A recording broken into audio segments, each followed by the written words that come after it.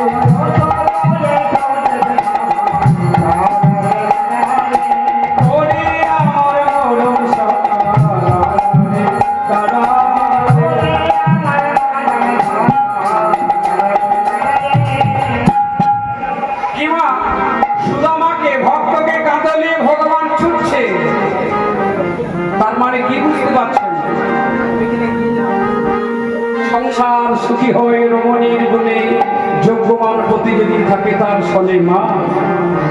এই সংসার স্বরূপ, এই সুধামা স্বরূপ বোঝাটা নিয়ে আমরা সবাই তো ছুটছি। সংসার শুধু দিতে জানে না মা, শুধু নিতে জানে।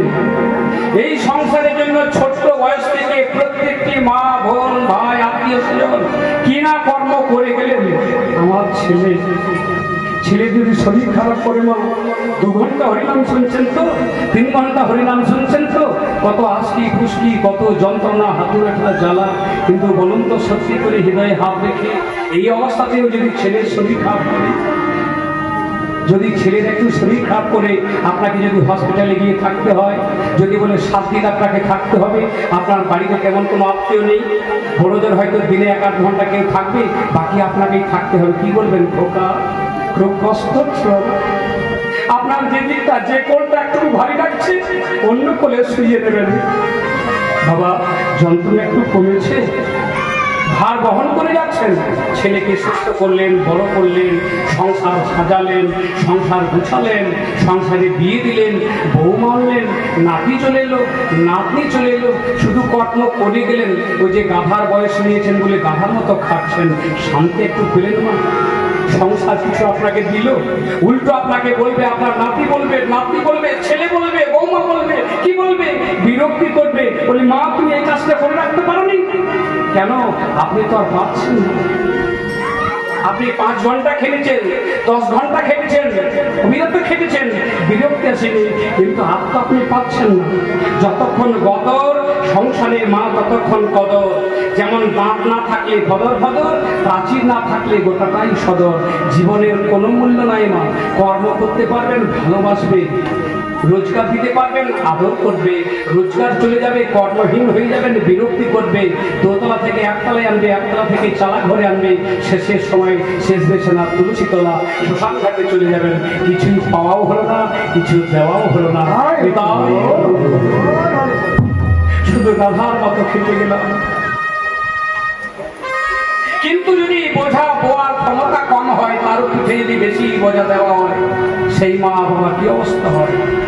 যদি বলা হয় মা একটু কিছু করো না করে একটু নাম শুনবে, একটু ভাগবত পাঠ শুনবে, মা একটু সময় দেবে, বাবা মায়ার বাঁধনে বাঁধা আছি, ছেলে মেয়ে আত্মীয় স্বজন সংসার, মা আমরা কেউ বাঁধা নাই। ছোট্ট একটা আপনাদের উদাহরণ দিই। এক ধোপা প্রতিদিন 1 বোঝা কাপড় সেই গাধার পিঠে চাপিয়ে গঙ্গা ঘাটে কাচতে যায় মা। একদিন হয়েছে কি, সেই বাগাদড়ি নিয়ে যেতে ভুলে গিয়েছি। 7-8 ঘন্টা যে কাপড় কাচে, খাটে কাপড় শুকায়, তারপর আবার বোঝা গুটিয়ে ঘর আসে, গাধাকে বেঁধে রাখতে হয়, সে তো পশু। কিন্তু সেদিন বাগাদড়ি নিয়ে যেতে ভুলে গিয়েছে, সেই হুঁশটাও নিয়ে যেতে ভুলে গিয়েছে যে গাধাকে বেঁধে রাখবে। তা চিন্তা করছে গাধা তো চলে যাবে, তাহলে কি করা যায়। একটা বুদ্ধি ছাড়লো। ভক্তগণ বলছে, ও গো ধোপা মশাই, এক কাজ করুন, মিছিমিছি ঘুষটা ঠুকে দিন আর মিছিমিছি গলাতে হাত বুলিয়ে দিন, গাধা মনে করবে আমাকে বেঁধেছে।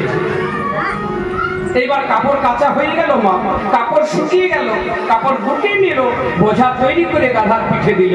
গাধাকে বলছে চল, এইবার চল। তবু কিন্তু ধোপা প্রতিদিন একটু বদলের নাম নাই। কর্ম করে আর মুখে হরিনাম, হাতে করো কাম আর মুখে বলো নাম।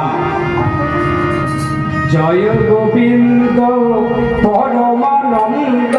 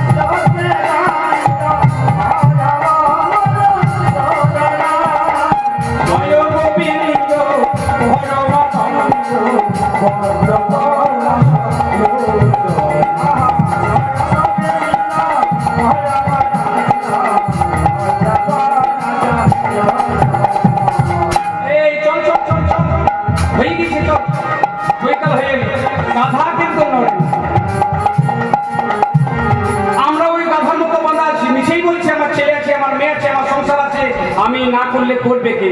ওই গাধাকে ভক্তরা ঘাটে থেকে বলছে, ও বাবা তুমি যে মুছে মুছে গুণ শিখেছিলে আর মিছিমিছি দড়িটা গলায় দিয়েছিলে, তুমি মিছামিছি আবার গুণটা উঠাও আর মিছামিছি দড়িটা খোলো, এবার তোমার গাধা চলবে। গাধা কিন্তু পিটালেও আসছে না। কেন আসছে না? গাধা জানে আমি বাঁধা আছি, কিন্তু বাঁধা আদৌ নয়। ওই যে মিছামিছি দড়ি ঠিকিয়েছে গলাতে, তাই মিছামিছি যেই না হাত ঠিকালো, সেনি তাই গৌর হরি হরি বলে চলতে শুরু। তা আমরা ওই মিছামিছি বাঁধা আছে, কেউ তার জন্য বাঁধা আছে। আপনি যদি একদিন জ্বরে পড়ে যান, অসুস্থ হন, কি আপনার জন্য কেউ সময় দেবে? কেউ পড়ে থাকবে, কেউ খেতে বাকি থাকবে না, কাজ করতে বাকি থাকবে না, কেউ কারোর জন্য অপেক্ষা করবে না। বলে আমরা বলি, আমাদের বলা মুখ আর চলা পথ, চলতে চলতে বলা আর বলতে বলতে বলা, গাইতে গাইতে বলা। বলতে থাকুন, চলতে থাকুন, অভ্যাস রাখুন। শোনো রে শ্রবণে, বলো রে বদনে, মধুমাতা কৃষ্ণ হরি বল।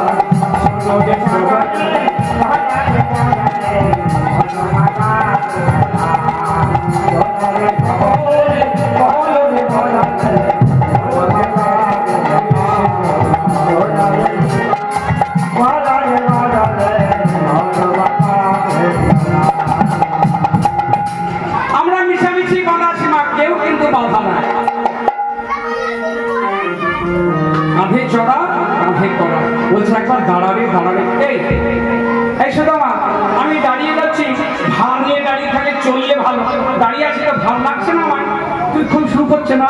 আর গোবিন্দ কিন্তু বলছি, আমি যখন তোর চরণ ছেড়েছি রে সুদামা, ধরেছি, আর তো ছাড়বো না, আর ছাড়বো না। সুদামারি লইয়া কানায় ছুটিয়া চলি,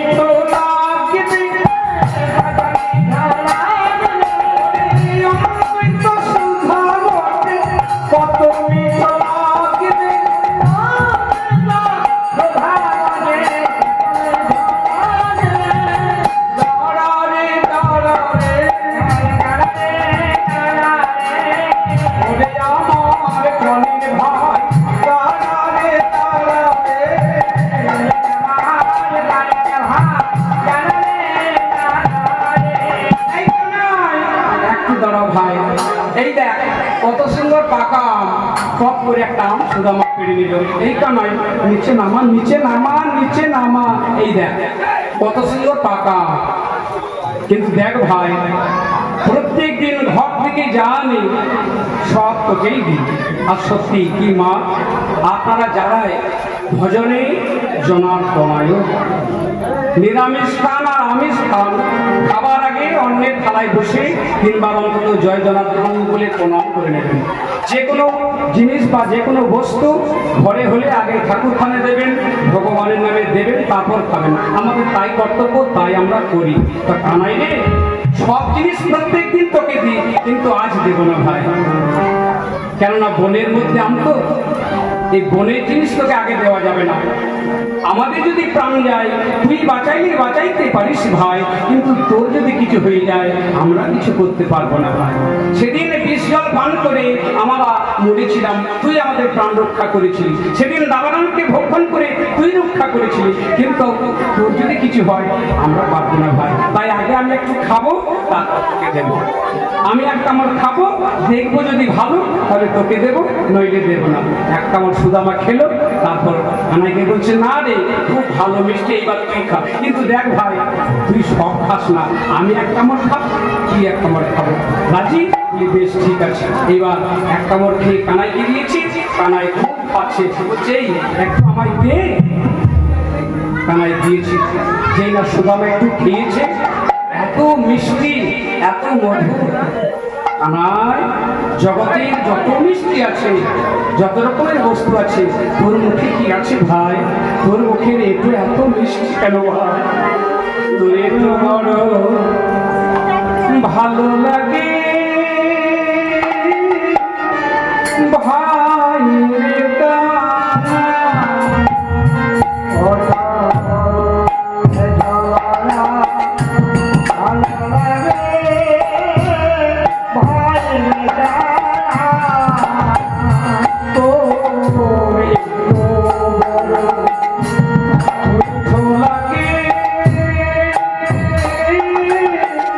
ভাই রে কানা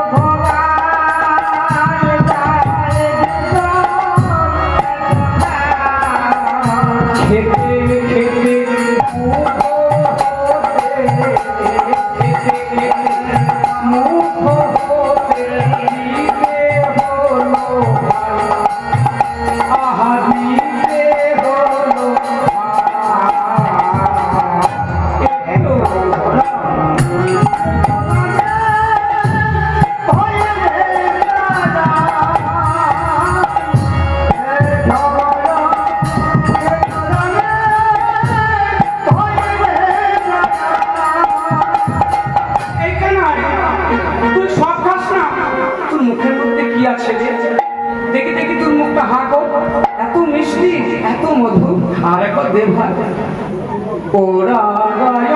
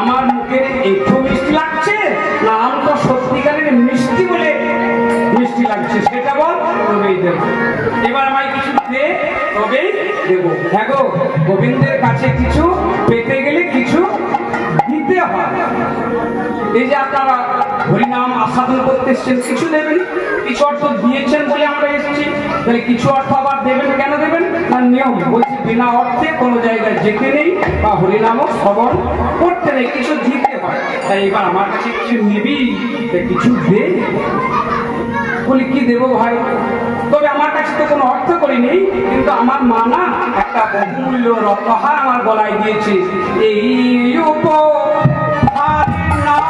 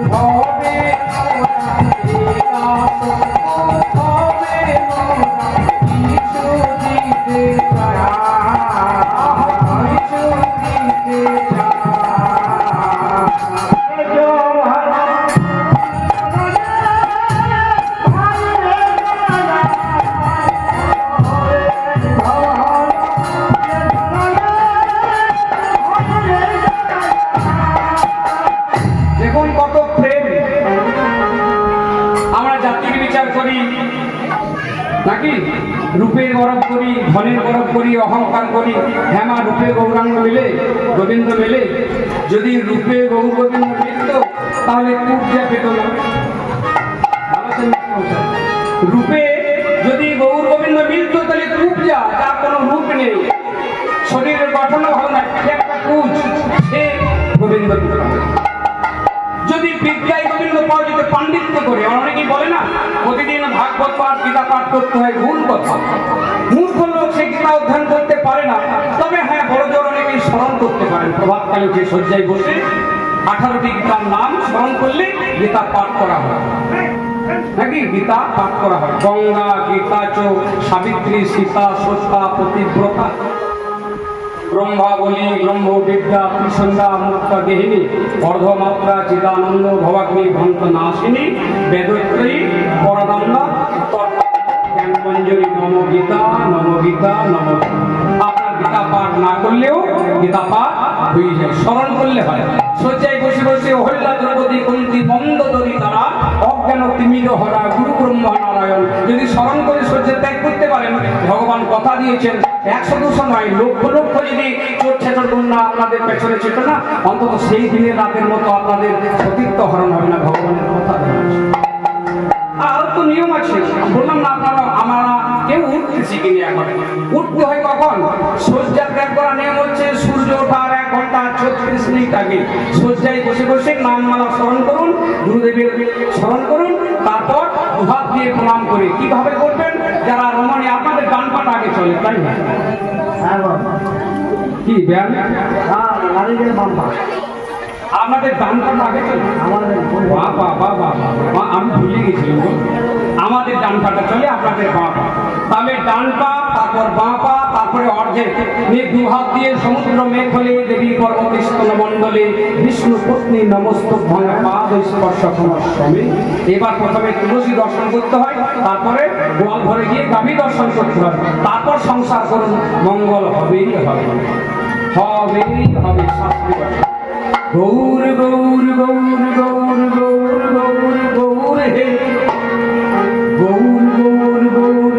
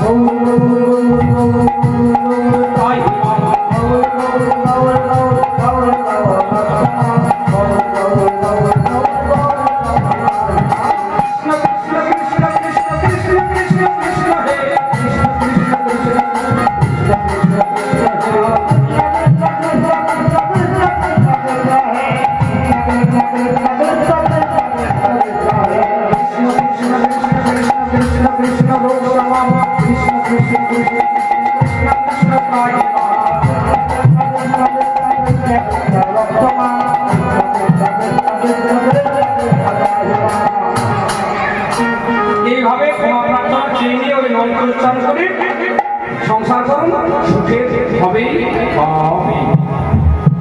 সংসার সুখী হয় গুণে, যোগ্যমান প্রতি যদি থাকে তার সঙ্গে। কি বললাম না, বিনাশ্রয় হবে না। আশ্রয় লইয়া ভজিয়ে তাহে কৃষ্ণ নাহিত যে আর সব মনে অকারণ। তাহলে গুরুচরণ আশ্রয় করে আপনাদের ভজন কিন্তু করতে হবে। এই যে নাম শুনতে এসেছেন তখনই বলছে সার্থক, দেখা যদি সুস্থ থাকে তবে। যারা এই নাম স্মরণ করে তারা কিন্তু সবসময় পবিত্র, শুদ্ধতা, কোনো অপবিত্র নেই, হরিনামে কোনো বাধা নেই। তা আমায় বলছে শুধু আমার এইভাবে আনন্দ করে খেলতে খেলতে আর কতকাল। আমার কানে খবর এসছে কি জানিস ভাই, আমি কিন্তু পরশু দিন আর থাকবো না বৃন্দাবনে। কিরে কানাই কোথায় যাবি? না, ও পুরের রথ আসবে আমায় নিয়ে যাওয়ার জন্য, আমি কিন্তু মথুরায় চলে যাব, তোরা ভালো থাকিস। আর সাক্ষাৎ হয় না হয় এইভাবে বহুদিন খেলা করলেন, আনন্দ করলেন, চলে গেলেন আমার গোবিন্দ মথুরায়। শুধু আমার কিন্তু আর ভালো লাগে না, ভালো করে খাই না, ভালো করে খেলার সাথে খেলা হয় না, নয়নে ঘুম আসে না। ছেলেটা আজকি পুষ্টি করে মথুরার পানে চেয়ে থাকে, এমনকি নদী পার হয়ে কোনো গর্ব ছেলেকে চলে আসে, তার গলায় জড়িয়ে ধরে কৃষ্ণের খবর জানতে চায়। সুদামার বাবা কে বাবা বলি দি, সময় কম পাবো কিন্তু পথ ছেড়ে দিচ্ছি, আমি পথ ছাড়ছি। কেন ছাড়ছি মানে আবার তো আপনাদের কীর্তন হবে, আরেক আসর বসবে, তাও একটা ছোট্ট করে বলে দিয়ে আপনি নাকি তোমার বাবাকে বলে দিতে হলে বৃন্দাবন না বিদর্ভ গ্রাম ব্রাহ্মণ মটুকের গৃহে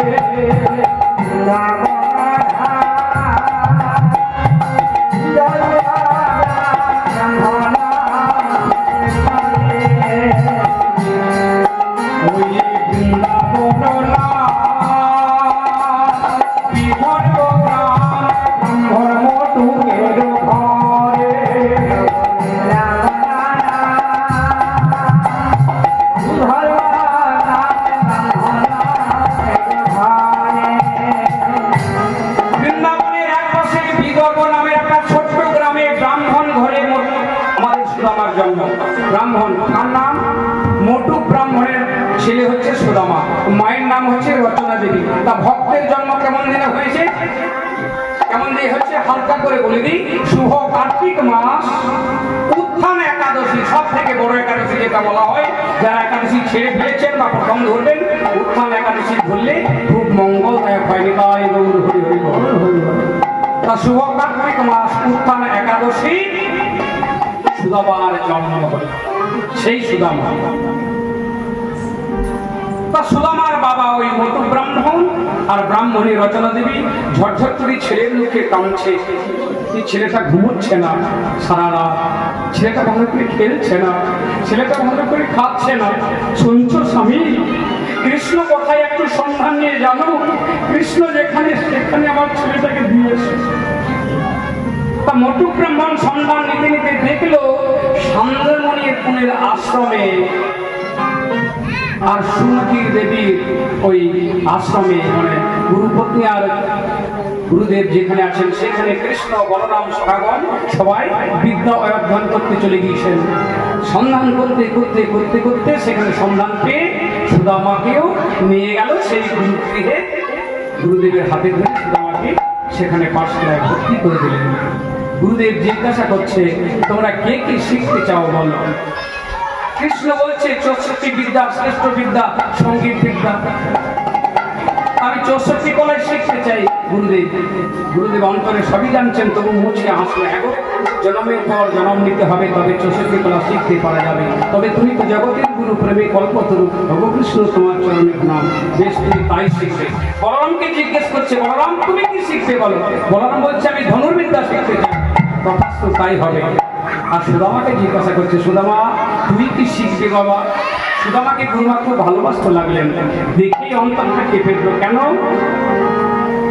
না, সুমতি দেবীর একটাই সুদামার মতোই সন্তান ছিল, যেটি সাগরের কোলে হারিয়ে গেছে। যার জন্য সুদামাকে পেয়ে মায়ের সেই পুরোদিনের কথা মনে পড়ে গেল। ওই হারানোর সন্তানকে মনে পড়ে গেল যে না, সুদামাকে কোলে নিয়ে আদর করে বলছে, তুই কি শিখতে চাস বাবা? সুদামা ঝরঝর করে কেঁদে ফেলছে, কেঁদে ফেলে বলছে, মা গো আমি ব্রাহ্মণের ছেলে, তাও আমার এক টাকা সামান্য পড়া, ওই যুদ্ধবিদ্যা 64 কলা আমার প্রয়োজন নেই, আমাকে বেদ অধ্যয়ন শিখিয়ে দেবে মা। আমি বেদ অধ্যয়ন করতে চাই, ব্রাহ্মণের ছেলে। বেদহীন বিপ্র, পুত্রহীন দেহ, ফলহীন বৃক্ষ, নেত্রহীন দেহ। ব্রাহ্মণের 9টি গুণ মা, 9টি গুণের 1টি গুণ হচ্ছে বেদ পাঠ। সম দম তপ শৌচ কান্তি আর্য বিবেচন জ্ঞানম বিজ্ঞানম আস্তিকম ব্রাহ্মণ ধর্ম স্বভাবকম। ব্রাহ্মণ ধর্ম যদি পূজার্চনা না করতে পারে, বেদ পাঠ না করতে পারে, তাহলে ব্রাহ্মণ বংশে জন্মগ্রহণ বৃথা। তথাস্তু তাই হবে বাবা, তুমি বেদ পাঠ শিখবে। এইভাবে সবাই খেলাধুলা করতে লাগলো আর সবাই বেদ পাঠ শিখতে লাগলো, 64 কলার বিদ্যা শিখতে লাগলো, আনন্দে দিন কাটতে লাগলো। একদিন কি হলো মা, সংসারে শুধু আদর যত্ন চলবে না। একদিন কি হলো, গুরুমা বলছে একদিন দুদিন 3 দিন আদর ভালো লাগে, বলে না গুরুর বাড়ি বেনারমন যেতে নেই। গুরুর বাড়ি একদিন দুদিন থাকবেন, তখন গুরুদেবের দোষ ত্রুটি দেখবেন, গুরুদেব কোথায় বসে আছে, গুরুদেব কি করছে। কিন্তু গুরু বিনা তো অজানা, গুরু বিনা কিছুই যাবে না, কিছুই জানা যাবে না। তাহলে গুরুদেবের একবার জয় দেবেন নাকি? জয় গুরু জয় গুরু জয় গুরু জয় জয় জয় গুরু জয় গুরু জয় গুরু জয় গুরু জয় গুরু জয় জয় জয় গুরু জয় গুরু জয় গুরু জয় জয় গুরু জয় গুরু জয় জয় জয় গুরু জয় গুরু জয় গুরু জয় জয় গুরু জয় গুরু জয় গুরু জয়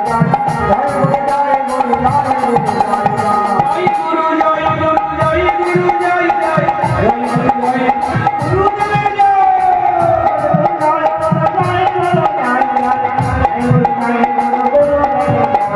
গুরু মাতা গুরু পিতা গুরু সর্বময় জয় গুরু জয় গুরু গুরু গুরু পিতা গুরু সর্বময় জয় গুরু জয় গুরু জয় গুরু জয় গুরু জয় জয় জয় গুরু জয় গুরু জয় গুরু জয় জয় গুরু জয় গুরু জয় গুরু জয় জয় গুরু জয় গুরু গুরু জয়। গুরু বিনা কিছু জানা যায় না, গুরু বিনায় জানা কিছু জানা যাবে না। গুরু হলো পথের সন্ধান, গুরু হলো পথের সন্ধান, গুরু জানা জানা গুরু জানা যাবে না, গুরু হলো পথের সন্ধান।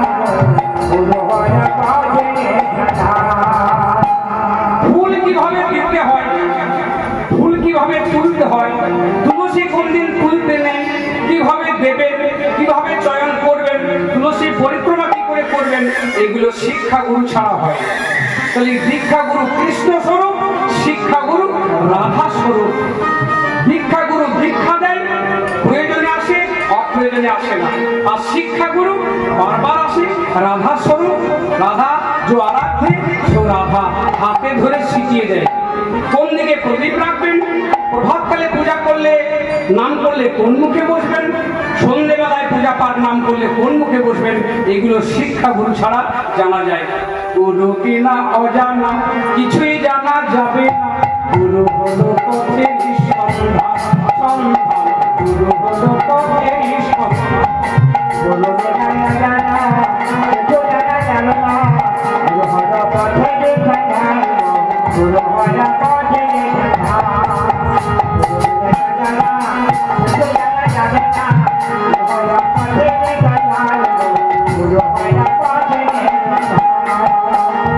গুরু মাতা গুরু গুরু হলো পতি, গুরু হলো পতি। গুরু মাতা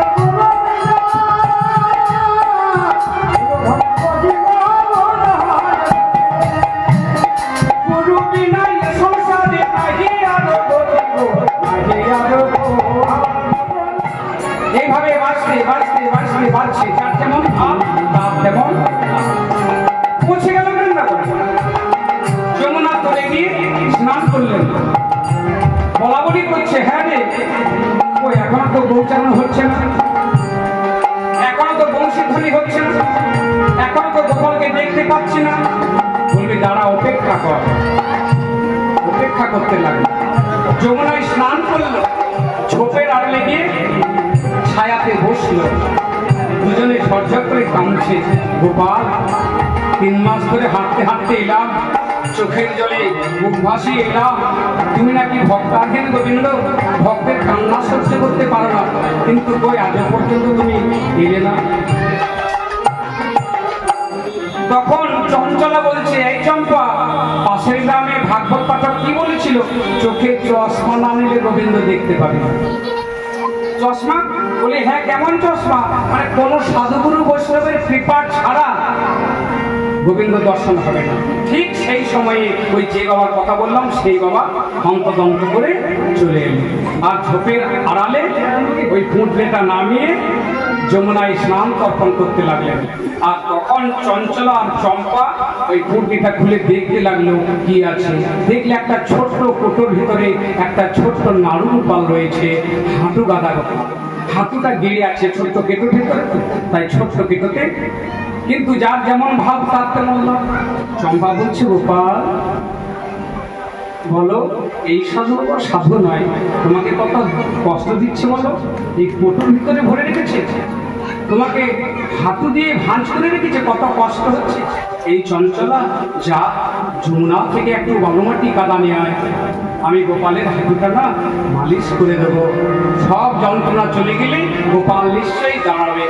কতদিন ধরে না কতক্ষণ ধরে হাঁটু বেরিয়ে আছে বল কোটোর ভেতরে, কত কষ্ট হচ্ছে আমার গোপালের। তাই একজন বালু কাদা মাটি এনে দিল, আর একজন গোপালকে কোলে নিয়েছে, একজন বসে বসে চরণ ধুয়ে দিচ্ছে নয়নের জলে, কামছে। আর গোপাল, তোমার কত কষ্ট হচ্ছে বলো। আর ওই কাদামাটি দিয়ে লেপন করে মালিশ করে দিচ্ছে। শুনেছে যে যমুনার বালু কাদা রাশি যদি গায়ে মাখে, অঙ্গে মাখে, তাহলে সকলে জ্বালা পাপ তাপ দূরীভূত হয়। গোপাল, তোমার কত কষ্ট হচ্ছে বলো। এই কি তোমার লীলা প্রভু, এই কি তোমার লীলা, তোমার লীলা প্রভু, তোমার লীলা। আরে ও হাসাও, আরে ও কাঁদাও, এই কি তোমার লীলা, এই কি তোমার লীলা।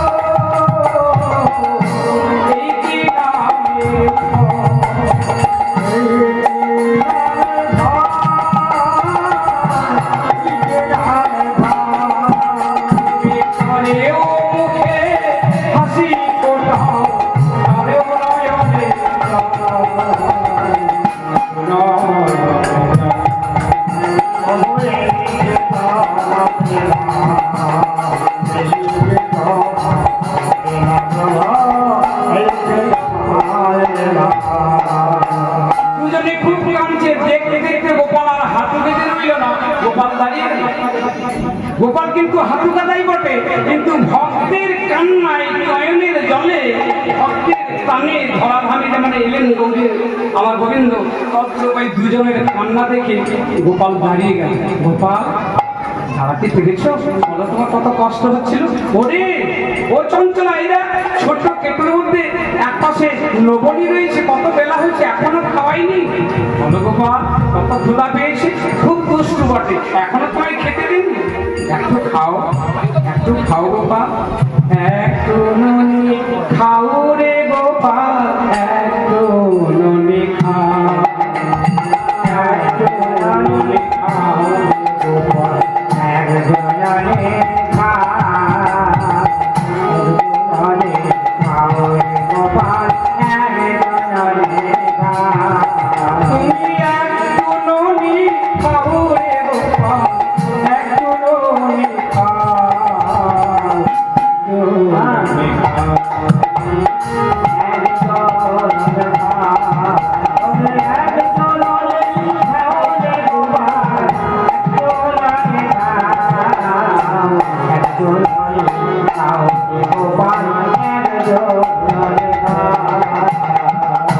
ও তোমার হাতে বাসি রয়েছে, আমরা খাইয়ে দিচ্ছি তো, তুমি নিজে হাতে খাবে। বাসিটা খুলে নামিয়ে দিলেন, চূড়াটা খুলে রেখে দিলেন। দেখতে দেখতে গোপাল হাসি বদলে নিজেই নাড়ু খাচ্ছে, ননি খাচ্ছে। তাহলে মা যিনি হাঁটু বেড়েছিলেন তিনি দাঁড়ালেন, তিনি ননি খাচ্ছেন। গোপাল আমি যে বাসি শুনবো বলে এসেছিলাম, ওই তোমার ধেনু দেখছি না তো, তুমি বংশী বাজাও, তবে তো রাখাল বোন আসবে, ধেনু চলবে। দেখতে দেখতে বাঁশি হাতে দিল, বাঁশি বাজছে। গর গর বাজে বাঁশি মধুর বৃন্দাবনে, মধুর বৃন্দাবনে। ধরা ধরা বাজে বাজে মধুর বৃন্দাবনে, মধুর বৃন্দাবনে। ধরা ধরা বাজে বাঁশি মধুর বৃন্দাবনে, মধুর বৃন্দাবনে। ধরা ধরা বাজে বাঁশি মধুর বৃন্দাবনে। ও কানাই, অমন বাঁশি বাজালে হবে না, রাধারানীকে ডাকতে হবে, আর সখাগণকে ডাকতে হবে, ধেনু চারণ করতে হবে। তখন কি করলেন? মধুর সুরে এবার বাঁশি বাজাচ্ছেন। আর আপনাদের জন্য একটা ভজনের সুর দি নাকি। আমার বাঁশি বাজায় শ্যাম কানাই, এবার রাধারে ঘরে থাকা যায়। মুড়ি হায়, মুড়ি হায়, মুড়ি হায় হায় হায় গো সখী তোরা বলে দেও।